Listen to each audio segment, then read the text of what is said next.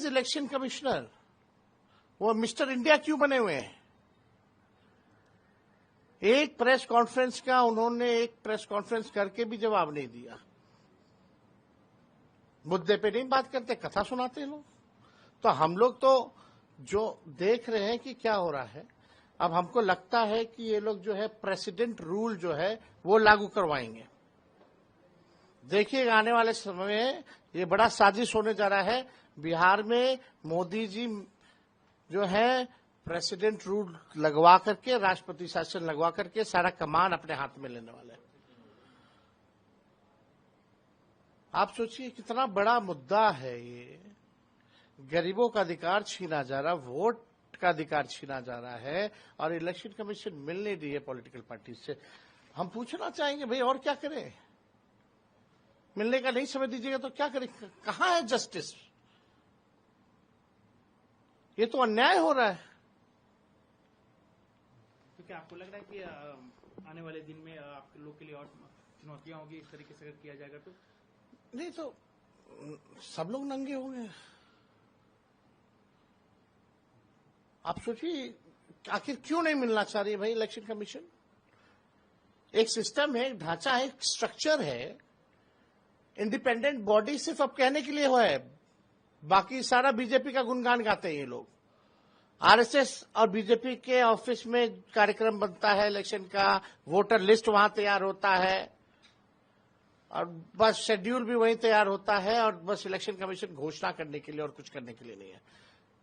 मोदी जी हो या बीजेपी के कई नेता कितना बार चुनाव में धर्म के नाम पे गंदी गंदी भाषाओं का इस्तेमाल किया है। आज तक इलेक्शन कमीशन ने प्रधानमंत्री या गृह मंत्री या उनके जितने चिंटू पिंटू हैं उन पे कोई कार्रवाई नहीं की है। ऑन रिकॉर्ड में कह रहा हूं। चाहे कर्नाटका में बजरंग बली के नाम को लेकर के किस प्रकार से नफरत फैलाने की बात प्रधानमंत्री कह रहे थे, यहां मंगलसूत्र छीनने की बात कर रहे थे प्रधानमंत्री, कहीं भी कार्रवाई इलेक्शन कमीशन ने नहीं किया। चुनाव के दिन, वोटिंग के दिन प्रधानमंत्री रोड शो करते हैं, प्रचार करते हैं, कोई कार्रवाई नहीं की जाती है। Election commission has become a puppet. ये करारा जवाब मिलेगा। ये लोकतंत्र की जननी है बिहार और लोकतंत्र की जननी से लोकतंत्र को खत्म करना चाहते हो, ये बिहार और बिहारी बर्दाश्त नहीं करेगा। तो आप आगे क्या करेंगे? क्योंकि आप कह रहे हैं कि आप प्रेस कॉन्फ्रेंस कर रहे हैं, ईमेल भेज रहे हैं, लेकिन रिप्लाई नहीं। अगर नहीं मिलना तो स्पष्ट मना करे इलेक्शन कमीशन नहीं मिलना है, नौटंकी ना करे।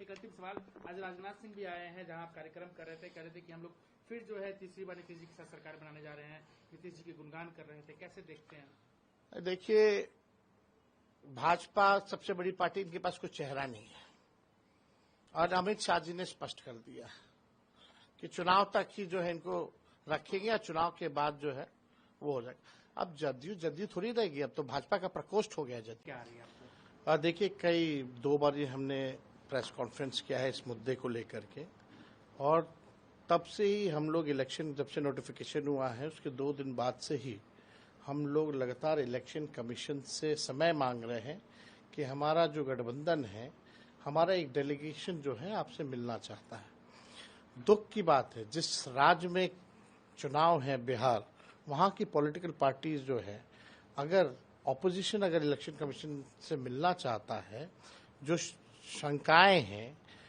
क्लैरिटी के लिए, लेकिन इलेक्शन कमीशन जो है मीटिंग का समय नहीं दे रही है। ये अद्भुत है, ऐसा हमने पहले भी नहीं देखा। अब तो लग रहा है कि लोकतंत्र इन लोगों ने एकदम खत्म करने पे तुले हुए हैं। संविधान की धज्जियां उड़ाने पे इलेक्शन कमीशन जो है उतारू हो चुकी है। आप देखिए लगातार फोन पे बात हुई तो बोला गया कि नहीं फोन पे नहीं, राष्ट्र अध्यक्ष जी को बोलिए कि चिट्ठी लिखेंगे तब हम अलाउ करेंगे। राष्ट्र अध्यक्ष जी ने चिट्ठी लिखा, फिर उसके बाद जो है मेल किया गया, बोलते नहीं मेल करवाइए, मेल भी किया गया। फिर बोला गया नहीं उस आईडी से नहीं, जो उनका पार्टी का आईडी है उससे करवाइए। सारे ईमेल आईडी से हमने मेल भी करा दिया और ये चिट्ठी है लालू जी ने खुद जो है ये चिट्ठी आज फिर लिखा है इलेक्शन कमीशन को और अब इलेक्शन कमीशन अभी तक जो है मेल का रिप्लाई तक नहीं आया है। आप समझ सकते हैं मेल का रिप्लाई नहीं आया और एक लौता राज्य है जहां बिहार में चुनाव होने जा रहा है और हमारी कुछ शंकाएं हैं, कंफ्यूजन पैदा हो रहे हैं वोटर्स के मन में, और हम पॉलिटिकल पार्टी से आप मिलना नहीं चाह रहे। और अब सुनने में आ रहा है कि नहीं, इलेक्शन कमीशन कह रहा है कि नहीं, एक पॉलिटिकल पार्टी, सब अलायंस के लोग डेलीगेशन नहीं आएंगे, हम अलग अलग इंडिविजुअल पॉलिटिकल पार्टी से बात करेंगे। क्यों भाई, अलग अलग क्या मायने हैं? अगर हमारा डेलीगेशन है, हमारा अलायंस है, अगर हम एक साथ अपनी बात को रखना चाहते हैं, आप गरीबों का वोट काट रहे हैं, यानी आपके पास कोई जवाब नहीं है, आपकी चोरी जो है वो पकड़ी गई है। अब इलेक्शन कमीशन लगता है कि मोदी जी का कमीशन हो गया है, बीजेपी का कमीशन हो गया, और बीजेपी इस मामले में चुप है, नीतीश जी इस मामले में चुप है। ये लोग वोटर लिस्ट से डरे हुए हैं, चुनाव हार रहे हैं, तो इलेक्शन कमीशन जो है इनको पीछे से जो है मदद कर रहा है। और ये जब हार रहे हैं, पहले वोटर लिस्ट से गरीबों का नाम कटवाओ, वोटर लिस्ट से कटेगा तो पेंशन खा जाएंगे मोदी जी या नीतीश जी, उसके बाद राशन खा जाएंगे गरीबों का, कुछ नहीं मिलेगा। छोट वोट का राज मतलब छोट का राज। ये लोकतंत्र संविधान में गरीबों को अधिकार दिया है वोट का, आप उससे भी आप जो है वंचित करना चाहते हैं। इन बाढ़ का मौसम है, अभी लगातार बारिश हो रही है पटना में, वाटर लेवल जो है नदियों का हाई हो गया है, कभी भी बाढ़ आ सकता है, तो अधिकारी बाढ़ बचाव कार्य में लगेंगे या वोटर पर्ची ढूंढेंगे? हमारी कुछ शंकाएं आप दूर कीजिए, सेटिस्फाई कीजिए आपकी शंकाएं। लेकिन आप देखिए, आज तक ऐसा नहीं हुआ कि भाई इलेक्शन कमीशन जो है समय नहीं दे रहा। पॉलिटिकल पार्टीज हैं, जहां चुनाव है, ऐसा कौन सा व्यवस्था है इलेक्शन कमीशन की, हम जानना चाहते हैं। एक राज्य, केवल एक राज्य में चुनाव है, इतनी कौन सी व्यवस्था है? अब बात करते हैं वन नेशन वन इलेक्शन की, एक जगह तो ढंग से चुनाव नहीं हो पाता, बेईमानी होती है। तो ये पूरी तरीके से स्पष्ट हो गया है, साजिश हो रही है, और इलेक्शन कमीशन और मोदी जी, नीतीश जी तीनों मिल करके ये बेईमानी कर रहे हैं। इनके पास हमारे सवालों का कोई जवाब नहीं है, इसलिए ये जवाब नहीं दे रहे, मिलने का समय नहीं दे रहे। आप बताइए फिर क्या क्या क्या फायदा है फिर इलेक्शन कमीशन का?